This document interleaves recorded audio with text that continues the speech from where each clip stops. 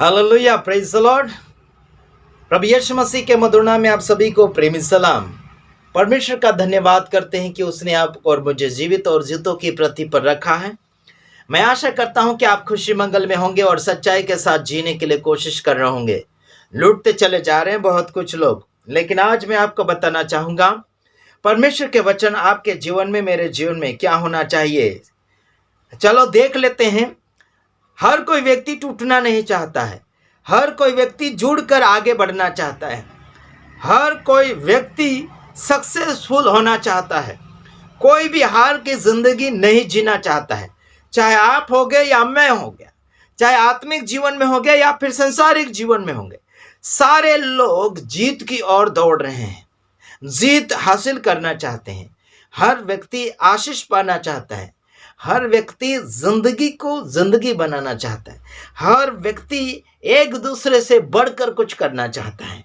सही में बोल रहा हूं? हर व्यक्ति यही करना चाहता है, अपने आप को नीचे नहीं बल्कि ऊंचा उठाना चाहते हैं। तो देख लेते हैं कैसे आप और मैं आगे बढ़ सकते हैं। चलो देख लेते हैं।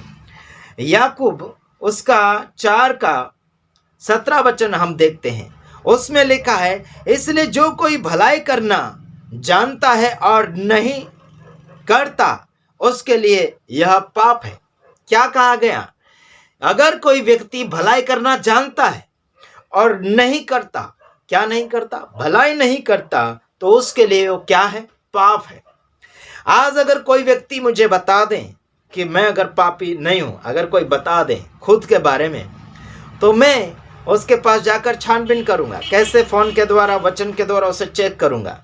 अगर वो व्यक्ति भलाई करना जानता है और भलाई कर ही नहीं रहा है, तो वह महापापी है, वो सबसे बड़ा वो पापी है, गुनहगार है।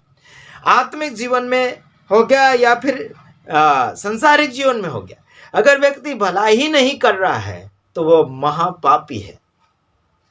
अगर किसी को कपड़ा दे रहे, खाना दे रहे, घर दे रहे, जो भी आप दे रहे हैं, आप भलाई कर रहे हैं, है ना? और किसी को परमेश्वर का वचन बता रहे हैं, उसके लिए प्रार्थना कर रहे हैं, उसे मार्गदर्शन बता रहे हैं, तो आप क्या कर रहे हैं? भला कर रहे हैं। अगर ये सब कुछ आप नहीं कर रहे हैं तो क्या है? आप गुनहगार हैं, पापी हैं। आप किस में गिने जाओगे? पाप में गिने जाओगे। और आज मैं आपको कहना चाहता हूं, अगर आप प्रार्थना करना खुद जानते हैं तो दूसरों से प्रार्थना करवाने के लिए कोशिश ना करें। अगर आप वचन समझना आप खुद जानते हैं तो दूसरों से आप वचन समझने के लिए कोशिश ना करें। हालांकि आप खुद टीचर हैं, तो फिर टीचर के पास जाने की क्या जरूरत पड़ेगी? अगर आप किसी और को सिखा सकते हैं तो आपको चर्च जाने की भी जरूरत अभी नहीं है, क्योंकि आप खुद लोगों को एक शिक्षक यानी कि शिक्षा देने के लायक बन चुके हैं। आप लोगों को सिखाओ। कई बार सेवक सेविका ने धमकियां दी कि चर्च में नहीं आएंगे तो ये होगा, वो होगा, ये दान डाल दो, ये डोनेशन डाल दो, ये क्या क्या डाल दो। धमकियां देने से बिल्कुल काम नहीं चलेगा। और दशमांश के बारे में बिल्कुल लोगों को धमकाओ मत, क्योंकि वो पुराना नियम का था, पुरानी व्यवस्था में था। वो अभी प्रभु यीशु मसीह आपको आजाद कर चुका है और प्रभु के लिए आप फुल टाइम है, प्रभु के लिए आप पूरा है, आधा अधूरा नहीं है, और उसमें सीमित नहीं है, लेन देन में भी सीमित नहीं है। आप चाहे जितना दें, उसमें कोई सीमा नहीं है।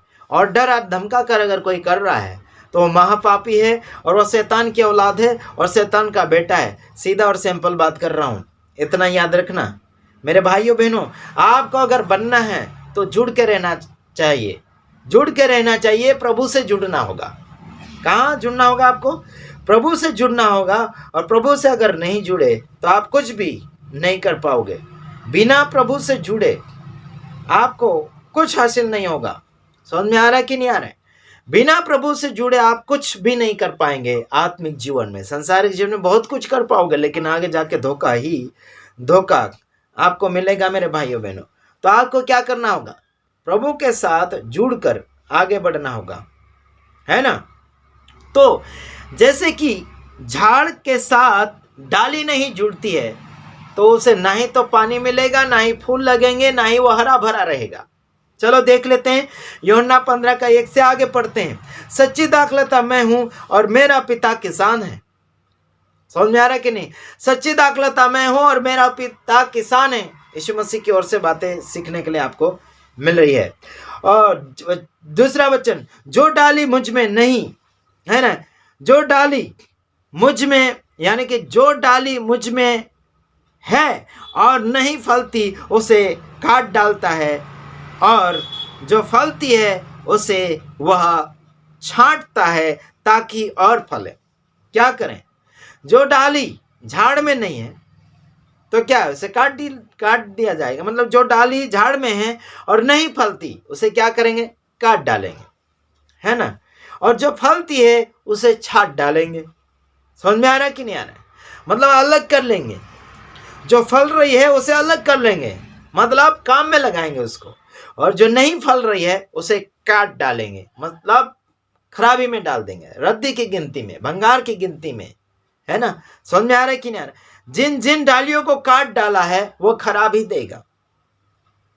अभी संसार भर में आपको नजर आ रहा होगा, जिन जिन सेवकों को प्रभु ने थूक दिया है, जिन जिन लोगों को प्रभु ने काट डाला, छाट डाला, वो क्या कर रहे हैं? तेल पानी बेच रहे हैं, अन्य भाषा के पीछे दौड़ रहे हैं, है ना, और कुछ अलग विश्वास के पीछे दौड़ रहे हैं। इनको परमेश्वर ने काट डाला है ना, छाट लिया है। वो सच्चाई शिक्षा दे रहे हैं।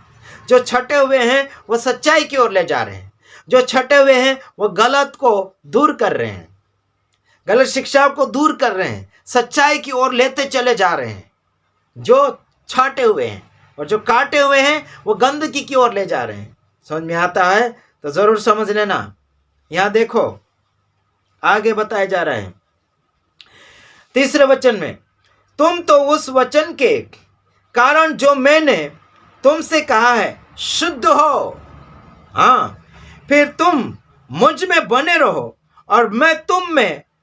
जैसे डाली यदि दाखलता में बनी न रहे तो अपने आप से नहीं फल सकती, वैसे ही तुम भी यदि मुझ में बने न रहो तो नहीं फल सकते। देखो, डाली अगर दाखलता में नहीं ज्वाइन है तो वो कुछ भी फल नहीं सकती। क्या कर नहीं सकती? कुछ भी फल नहीं सकती, कुछ भी कर नहीं सकती। वैसे ही प्रभु यीशु मसीह में अगर हम नहीं बने रहेंगे तो कुछ भी नहीं कर सकते, कुछ भी नहीं बन सकते। मेरे भाइयों बहनों, प्रभु में बने रहेंगे हम तो प्रभु हम में बना रहेगा।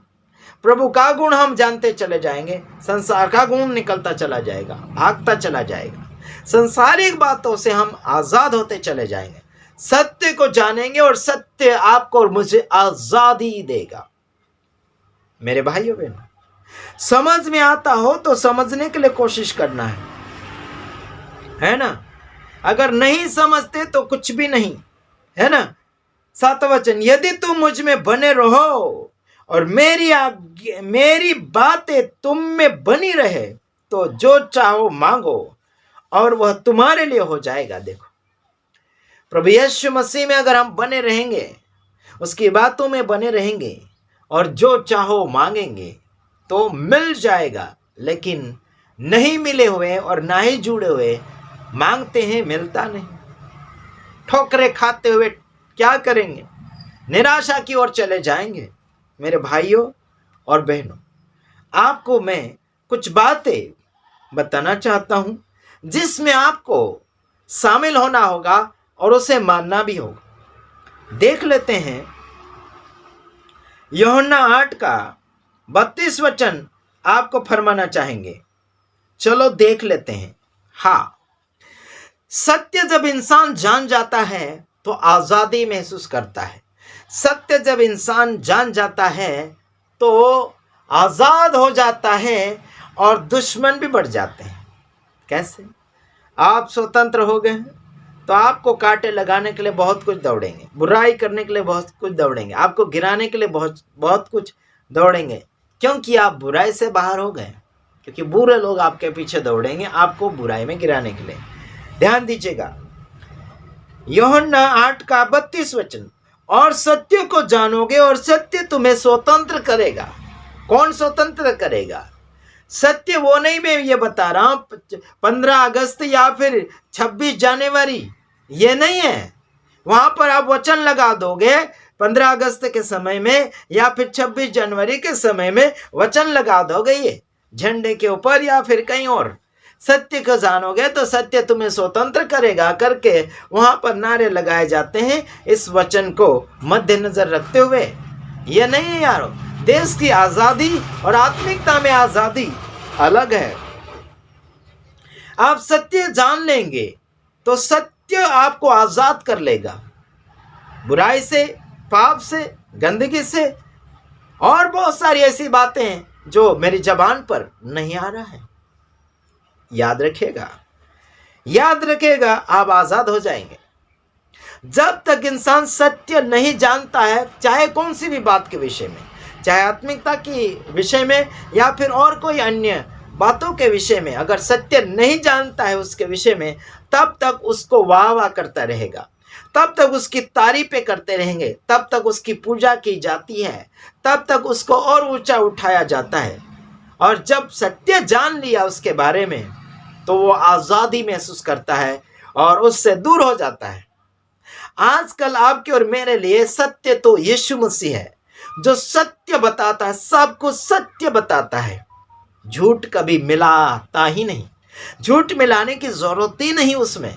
अगर कोई झूठ मिला लिया, समझ लेना कि वो व्यक्ति अभी तक सत्य को नहीं पहचान पाया। सत्य तो यीशु है, यीशु मसीह के द्वारा ही सही और झूठ का पहचान मिलता है। कोई भी व्यक्ति आपको सही और झूठ का पहचान नहीं दे पाएगा जब तक वो खुद सत्य में नहीं है। मेरे भाइयों बहनों, जब वो सत्य में आ जाएगा तभी सत्य के बारे में बताएगा। जब वो झूठ से बाहर आ जाएगा तभी उस झूठ के बारे में बता पाएगा कि वो झूठ है। जब तक झूठ से नहीं बाहर निकले तब तक वो व्यक्ति सत्य अनुभव नहीं कर पाएगा। जब व्यक्ति सत्य को अनुभव कर लेता है तब तक वह, यानी कि उसके बाद ही वो व्यक्ति सत्य का अनुभव किसी और को बता पाएगा। हाँ जी, समझ में आता हो तो समझने के लिए कोशिश करें, पर मुझे कहने दो, सच तो सच है और झूठ तो झूठ है। कई बार लोगों ने मुझे रोकने के लिए कोशिश किया और कहा कि आप ऐसे वीडियो बिल्कुल ना बनाइए।